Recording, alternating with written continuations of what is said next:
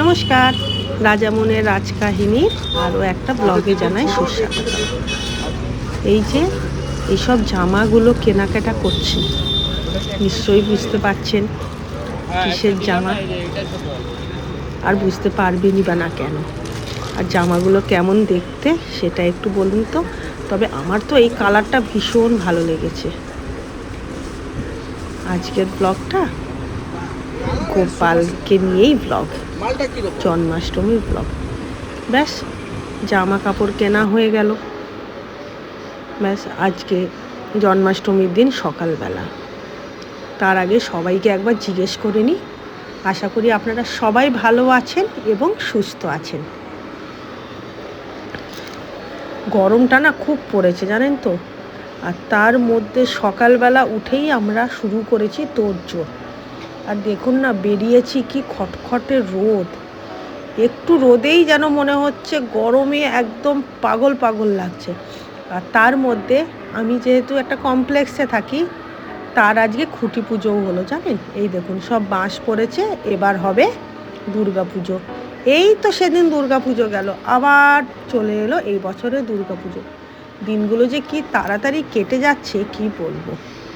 ব্যাস এইবার গোপালকে স্নান করানোর পালা। আর এদিকে একটা ধাপ ভোগ দেওয়া হয়ে গেছে, আর গোপালকে একটা জামাও পরিয়েছি সুতির ওপরে। তবে এবার স্নান করানোর পালা।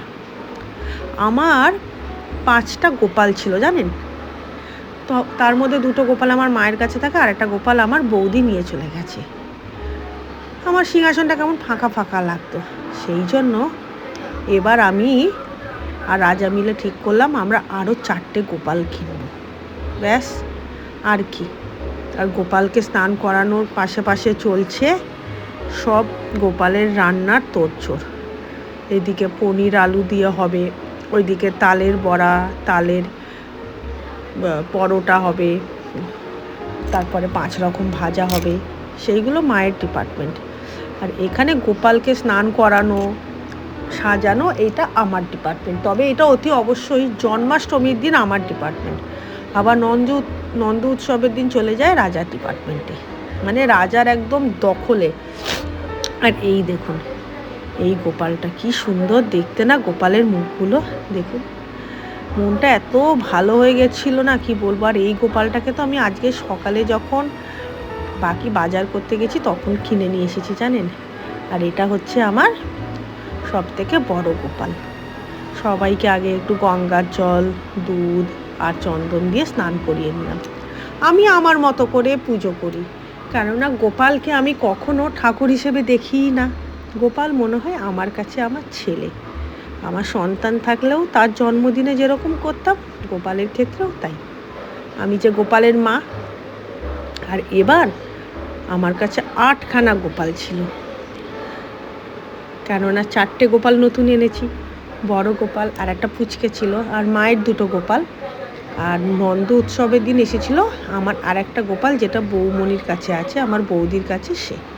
আর এই জামাটা আমি ফার্স্টে পরালাম, পরাতেই আমাকে প্রিন্স বলল যে না, এই জামা পরানো যাবে না, এটা নন্দ উৎসব স্পেশাল জামা, তুমি আজকে অন্য জামা পরাও। ঠিক আছে, আমি আবার জামাটা খুলে এবার অন্য জামা পরাচ্ছি। জামাগুলো কেমন হয়েছে আমাকে কিন্তু অতি অবশ্যই কমেন্টে জানাবেন। আর আমার গোপালাগুলোকেও কেমন দেখতে। একটা বাচ্চাকে যেরকম করে স্নান করে পুছিয়ে পরিপাটি করে সাজানো হয়, গোপালের ক্ষেত্রেও তাই। ও তো আমাদের কাছে বাচ্চা, তাই না? ওকে আমার সন্তান ছাড়া আমি ভাবতেই পারি না। অনেকে গোপালকে রাখি পরায়, আমি পরাই না জানেন তো। মা আবার তার ছেলেকে কখনো রাখি পরায় বলুন তো? কে বোঝাবে এ কথা? সেই জন্য আমার কাছে তো গোপাল পুরো সন্তান। আমার যেমন নিজের একটা সন্তান, তেমন হচ্ছে গোপালও সন্তান, তেমন অ্যানিও সন্তান। যার কাছে এতগুলো সন্তান, সেই মা কি কখনো দুঃখী হতে পারে? ব্যাস জামা পরানো হয়ে গেল, এবার চলছে গয়না পরানোর পালা।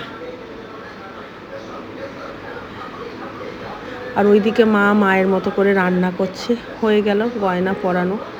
তবে এইগুলো সোনার গয়না তো নয়, যদি কোনোদিনও গোপাল আমাকে সেরকম ক্ষমতা দেয়, নিশ্চয়ই আমি গোপালের জন্য সোনার গয়না বানাবো। ব্যাস চুল টুল পরিয়ে এবার মুকুট পরাবো, পরিয়ে তাকে তার দোলনাতে বসাবো। এই জন্মাষ্টমীর পুজো করা নিয়ে আমার যে কত চিন্তাধারা, কত প্ল্যানিং থাকে জানেন, যে বেলুন দিয়ে সাজাবো, এই দিয়ে সাজাবো, কিন্তু হয়েই ওঠে না। সেই জন্য যেরকম করে যতটা পারি ততটুকুনি করার চেষ্টা করি। অবশ্য গোপালই মনে হয় ততটুকুনি করিয়ে নেয়। আর এই যে মুকুট পরানো হয়ে গেল, গয়না পরানো হয়ে গেল, কেমন লাগছে আমার গোপালকে জানাতে কিন্তু ভুলবেন না। আর বাকি কানের দুল সেটাও এখন পরিয়ে দিচ্ছি।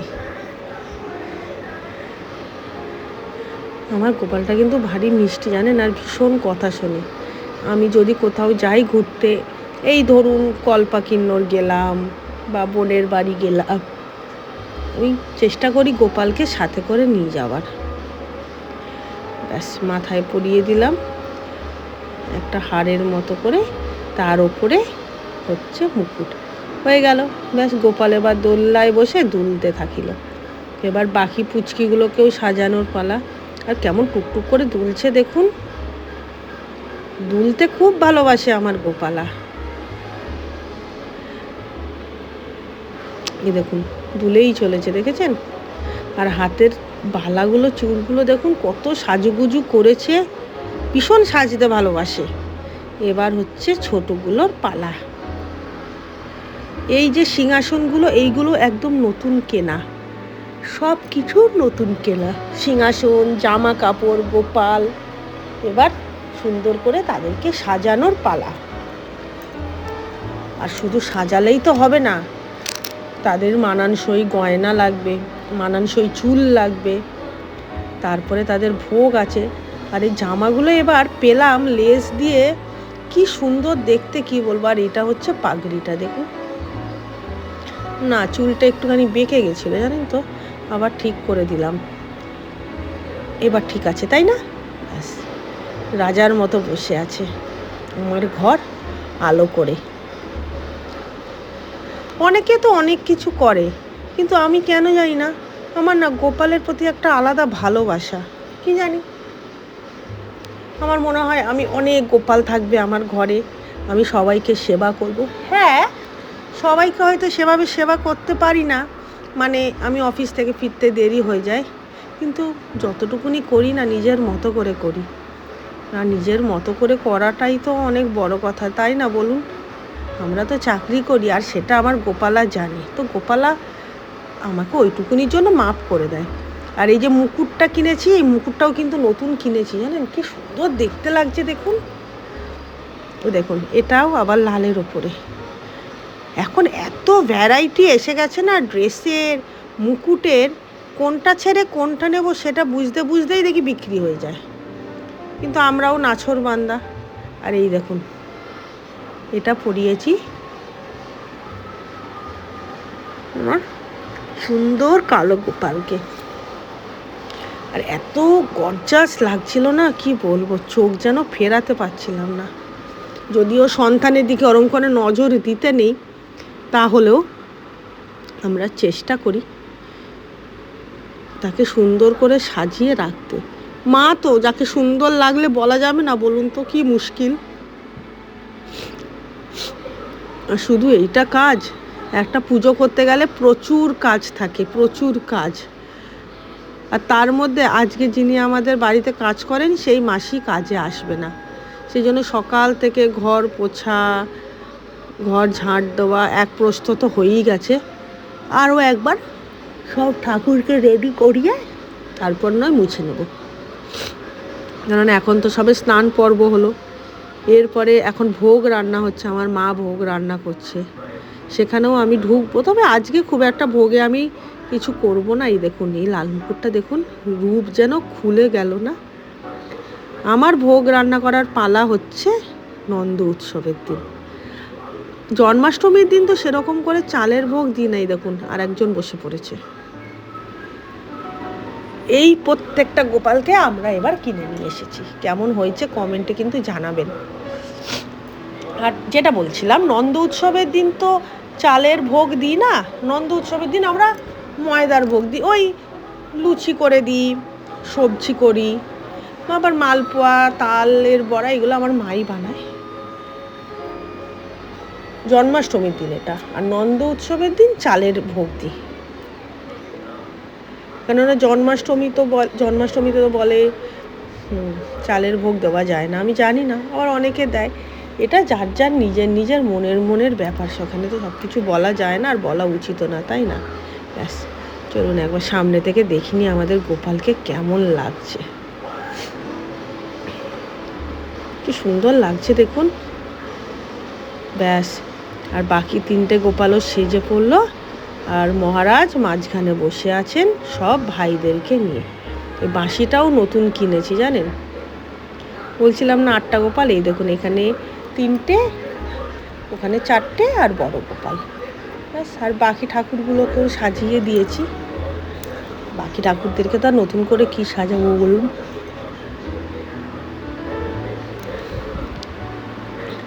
ব্যাস, এটা হচ্ছে আমার টোটাল সাজানো। কেমন হয়েছে অতি অবশ্যই কমেন্ট বক্সে জানাবেন। আপনাদের ভালো লাগলে আমারও ভালো লাগবে। ঈশ্বরের কাছে প্রার্থনা করি আপনারা সবাই যেন ভালো থাকুন। ব্যাস, এবার এখানে হচ্ছে সবজি করা, মানে কুমড়ো আলুর তরকারি মা করছে। গোপাল তো, সে তো আবার ঝাল খেতে পারে না। আর এখানে হচ্ছে 5 রকম ভাজা, এটা হচ্ছে মালপোয়া, এটা বিস্কিট, লজেন্স, এটা মিষ্টি দই, বাটার, এখানে তালের বড়া, এটা হচ্ছে শুকনো মালপোয়া, এটা সুজি, আর এর নিচে আছে সিমুইয়ের পায়েস, আর এছাড়া আছে 5 রকম ফল আর মিষ্টি। আর এই যে এইগুলো হচ্ছে তালের পাল্প, মানে এটাতে একটা দিয়ে হবে নন্দ উৎসবের দিন চালের গুঁড়ো দিয়ে তালের বড়া, আর একটা হবে তালের পরোটা বা লুচি। তাল তো গোপালের ভীষণ প্রিয়, সেই কারণে। এই যে মোটামুটি সব ভোগ হয়ে গেছে, এবার খালি বাকি হচ্ছে তালের পরোটা বা লুচি। এমন কিছু লাগে না, তালের সাথে একটু ময়দাটাকে ভালো করে মিশিয়ে নিতে হয়, তার মধ্যে একটু তেল দিচ্ছে মা, আপনি একটু চিনিও দিতে পারেন, একটু নুন দিয়ে তারপর খুব সুন্দর করে মাখতে হবে, যেমন করে রুটির ডোটা বানানো হয়, ডোটাও সেরকম করেই বানাতে হবে। বেশি জল দিতেই লাগে না, কারণ তাল তো এমনি থকথকে। ব্যাস, আর এদিকে আমি সব ভোগগুলো মোটামুটি চাপা দিয়ে রেখেছি, এখন সাজিয়ে দেব। আর ওইদিকে জ্বালিয়ে দিয়েছি ধূপ। তবে আজকে আমাদের বাড়িতে সেরকম কেউ আসেনি, সবাই যাদের নেমন্তন্ন করেছি তারা সব নন্দ উৎসবের দিন আসবে। এদিকে ধূপটাও জ্বালিয়ে দিয়েছি, কেননা পুজো বলে কথা, একটু সুগন্ধি ধূপ না জ্বালালে হয় বলুন। আর এদিকে লুচি হচ্ছে তালের লুচি, বড় থালাতে পুষ্পপত্রে এবার সব সাজাচ্ছি। সাজানো হয়ে গেছে মোটামুটি, খালি লুচিটা দেব, ব্যাস হয়ে যাবে। 5 রকম ভাজা, মালপোয়া, তালের বড়া, কুমড়ো আলুর তরকারি, ওটা পনিরের তরকারি, পায়েস। ওখানে শিব আছে, গণেশ আছে, আর নারায়ণের থালা। আর গণেশ বাবা জীবন তো আবার কলা খেতে ভালোবাসে, সেই জন্য তাকে 2 দিনই একটা করে কলা দিতে হয়েছে। আর এদিকে আছে সব কিছুই একরকম, যেমন হচ্ছে তালের লুচি, এমনি লুচি, ওইদিকে শুকনো মালপোয়া, 5 রকম ভাজা, মানে কাঁকরোল ভাজা, কুমড়ো ভাজা, আলু ভাজা, পটল ভাজা, ঢ্যাঁড়স ভাজা। এদিকে আছে পনিরের তরকারি, ওইদিকে আছে তালের বড়া। আর আমার মা যতগুলো মোটামুটি লুচি বানিয়েছিল, আমি চেষ্টা করছিলাম সুন্দর করে সবটাই প্লেটে দিতে। যাতে প্লেটটা ভরাট লাগে। যতই হোক ঠাকুরকে খেতে দিতেও একটু সাজিয়ে দেবো না, কেমন লাগে তাই না? আর এদিকেও লুচি একটু একটু করে দিয়ে দিচ্ছি সব ঠাকুরের পাতেই। নিজের মতো করে পুজো করার একটা আনন্দই আলাদা। সব কিছু নিজের হাতে বানিয়ে যখন ঠাকুরকে ভোগ নিবেদন করা হয়, তার যে একটা কি মজা, সেটা যে করে সেই বোঝে। তার উপর লেগেছে ভীষণ ঠান্ডা। আর আমি সব কিছু করি, তবে ধাপে ধাপে। যেমন এই জন্মাষ্টমীতে করি হচ্ছে লুচি, নন্দ উৎসবে হয় চালের, আর বিকেলে সান্ধ্য ভোগে দিয়ে হচ্ছে চাউমিন, কেক, মানে চাইনিজ। বাচ্চা তো, বাচ্চাদের তো সব রকম খাবার দেওয়া উচিত, তাই না? তবে হ্যাঁ, পুরোটাই নিরামিষ। ব্যাস সাজানো হয়ে গেছে খাবার। ওই যে তালের লুচি, এমনি লুচি, নাড়ু, ওইদিকে হচ্ছে আপনাদের মালপোয়া, 5 রকম ভাজা, 5 রকম ফল, বিস্কিট, লজেন্স, দই, মিছরি তো মেন, মাখন, জল, রসগোল্লা, সুজি, যতটুকুনি পেরেছি ঈশ্বরকে করে দিয়েছি। ব্যাস এবার পুজো করার পালা। জামা কাপড় ছেড়ে পুজো করতে বসে পড়লাম। ঠাকুর মশাই আসে না আমার গোপাল পুজোতে, আমি ঠাকুর মশাই, আমি সব। যতটুকুনি করি চেষ্টা করি মনে ভক্তি করে পুজো করার। আর এই যে প্রদীপ, সেটা ঘিয়ের প্রদীপ। ঠাকুরমশাইকে তো ডাকাই যায়, কিন্তু নিজের হাতে ভোগ নিবেদন করার একটা মজাই আলাদা, জানেন তো? মনে হয় যেন গোপাল আমার কাছ থেকেই নিয়ে খাচ্ছে। সে যে কি শান্তি গোপালকে ভোগ দিয়ে, সে যে দেয় সেই জানে। এবার একটুখানি ফুল নিবেদন করছি ঠাকুরকে। ওই যতটুকুনি নিজেরা দেখে দেখে বা বই পড়ে পড়ে করা যায়। তবে আমি আমার মতো করেই পুজো করেছি। পুজো করবো, তাতে আবার বই দেখবো কেন, তাই না বলুন তো? সেটা পুরোটাই নিজের মতো করেই করা যায়। আর আমার কাছে তো সেটাই মনে হয় সব থেকে সেরা উপহার ঠাকুরের জন্য। যতটুকুনি করো মন থেকে ভক্তি করি। তবে ভোগগুলো আমার সব মা রান্না করেছে। কেন জানি না, ঠাকুরের ভোগ রান্না করলে না এর একটা আলাদাই একটা ব্যাপার থাকে। আমরা তো কোনো টেস্ট করে করি না বলুন, কিন্তু তারপরেও না কি সুন্দর ভোগগুলোর টেস্ট হয়, মানে সে বলে বোঝাতে পারবো না। আর মালাগুলোকেও সুন্দর সুন্দর করে ছোট ছোট করে বেলি ফুলের মালা সব ঠাকুরকে পরিয়ে দিয়েছি। আর এখন হচ্ছে আমি আরতি করছি।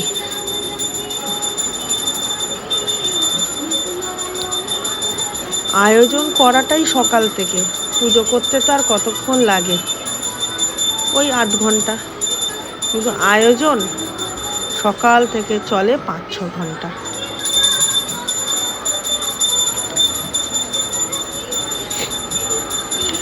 ব্যাস মোটামুটি আজকের পুজো শেষের মুখে। এবার মা শঙ্করধ্বনি দেবে, দিয়ে পুজোর শেষ করবে। আর তার মধ্যেখানে আমি একটুখানি ঠাকুরকে পুজো করে নিলাম, ঠাকুরের একটু মন্ত্রও পড়ে নিলাম। আর আমার ঘরে ওই হরে কৃষ্ণর বক্স আছে, আমি সেটাই লাগিয়ে দিই, যাতে গানটাও যাতে চলে আর শুনতেও বেশ ভালো লাগে। আর যেমন কৃষ্ণের 8তর শতনাম আছে, ঠিক সেরকম।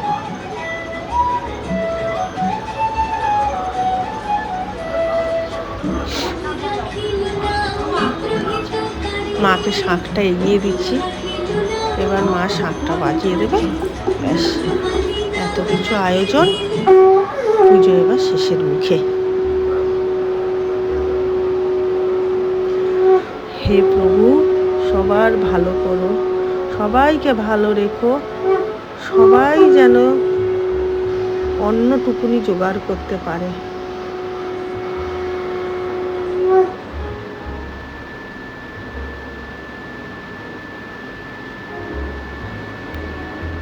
গ্যাস আর কি পুজো হয়ে গেল, এরপর ঘর থেকে বেরিয়ে গেলাম, কেননা ঠাকুরকে তো একটু ভোগ খাবারও সময় দিতে হবে, তাই না? তেনারা আবার কি খাবেন, কোনটা খাবেন সেটা আবার তো আমাদের সামনে খান না, সেই জন্য আমরা আবার একটুখানি ছবি টবি তুলে ঘর থেকে বেরিয়ে গেছিলাম। ওই যে কিছু কিছু রীতি আমরা পালন করি, যে ঠাকুরকে বলে গেলাম আমি তোমাকে ভোগ নিবেদন করলাম, প্রভু তুমি ভোগটা গ্রহণ করো। এটা ছিল আমার ভোগ নিবেদন জন্মাষ্টমীর দিন। অল্প করে চেষ্টা করেছি, কেমন হয়েছে কমেন্ট বক্সে অতি অবশ্যই জানাবেন। আর সারা দিন খুব টায়ার্ড থাকার পরে এবার সবাই মিলে আমরা এবার একটু করে প্রসাদ খাচ্ছি। আমার বাবাকে তো আমি পরনে জামা পরাতে পারলাম না, থাক আর কি করা যাবে। আর এবার আজকের রাত্রিরে খাবার পালা, কারণ আবার পরদিন সকালবেলা নন্দ উৎসবের ভোগ রান্না করতে হবে। তবে ব্যাস, এটা পরদিন সকালবেলা নন্দ উৎসব, এইটা সাজিয়েছে হচ্ছে রাজা, সেটার আর ভিডিও করা হয়নি। নন্দ উৎসবে ভোগ আমার রেডি ছিল, ফ্রাইড রাইস, পোলাও, খিচুড়ি, আর এখন এসেছিলাম কেক কিনতে। মালপোয়া ছিল, চিড়ের পোলাও ছিল, আরও অনেক কিছু ছিল। আমি এত করেছিলাম নিজেই ভুলে গেছি, বিশ্বাস করুন। আর ওই যে বলেছিলাম পরে করেছিলাম চাউমিন আর কেক। ব্যাস, এবার এখন কেক কাটার পালা চলছে, আর সাথে চলছে হ্যাপি বার্থডে গান। আর কি, পুজো এবার শেষের মুখে। ব্যাস, চলুন তাহলে কেকটা কেটে নিই। আর কেক কাটা হয়ে গেলে এবার একটু গপুকেও খাইয়ে দিই। ব্যাস, প্রভু সবাইকে ভালো রেখো, সুস্থ রেখো। আর আমার এই ব্লগটা যদি আপনাদের ভালো লেগে থাকে তাহলে অতি অবশ্যই একটা লাইক কমেন্ট করে দেবেন, আর একটু শেয়ার করে দেবেন, আর পারলে সাবস্ক্রাইব করবেন। আবার আসবো খুব শিগগিরই পরের একটা ব্লগ নিয়ে। ততক্ষণ আপনারা সবাই খুব খুব খুব ভালো থাকবেন এবং সুস্থ থাকবেন, আর সুরক্ষিত থাকবেন তো অতি অবশ্যই। আজ তাহলে আসি, আবার দেখা হবে, টাটা।